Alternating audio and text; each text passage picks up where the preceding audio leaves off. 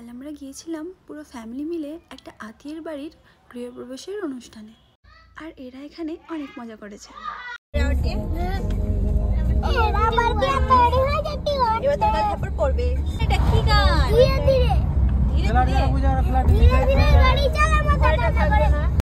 আর একে দেখো, পড়াশোনা মুখস্থ করুক বা না করুক, গান মুখস্থ করতেই হবে। এরই মধ্যে কতগুলো গান মুখস্থ করে নিয়েছে।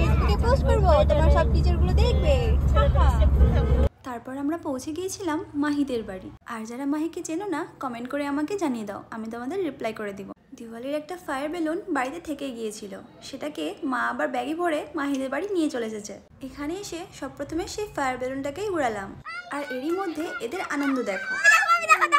আমাকে ফায়ার বেলুন আকাশে উড়তে দেখা প্রচুর ভালো লাগে। তুমি কি চাও ভগবানের কাছে? এদের আনন্দ দেখে বড়দি আর বাড়ির ভেতর পা টিকিয়ে রাখতে পারিনি, তাই তো এই শীতের মধ্যে বাচ্চাদের সাথে আমরাও চলে এসেছিলাম বাচ্চা হতে।